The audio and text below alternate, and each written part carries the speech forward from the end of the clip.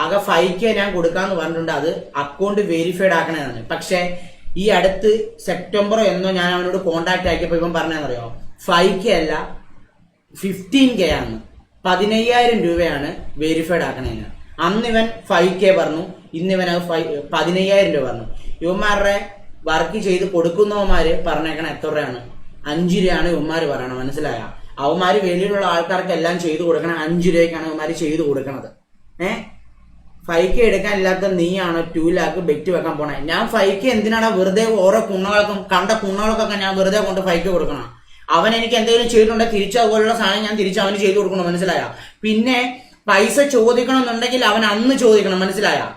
അന്ന് ചോദിക്കണം. 5K അല്ല, പൈസ ചോദിക്കണ്ടേ അന്ന് ചോദിക്കണം. ഇല്ല സ്റ്റോർ ചെയ്യണ്ട, പൈസ മതി എന്നുള്ള കാര്യം അന്ന് ചോദിക്കണം.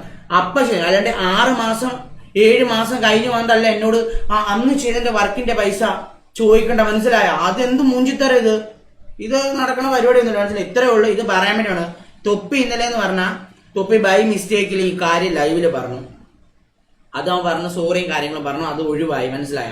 അതെങ്ങനെയോ ഒരു രീതിയിൽ ഓൾറെഡി തൊപ്പി പറയണേന്ന് പറഞ്ഞു കഴിഞ്ഞാൽ ഇവൻ പറഞ്ഞിട്ടുള്ളതുകൊണ്ടായിരിക്കും തൊപ്പി പറഞ്ഞേക്കണം. മനസ്സിലായോ? അല്ലാണ്ട് എന്തായാലും തൊപ്പി പറയത്തില്ലായിരിക്കുമല്ലോ.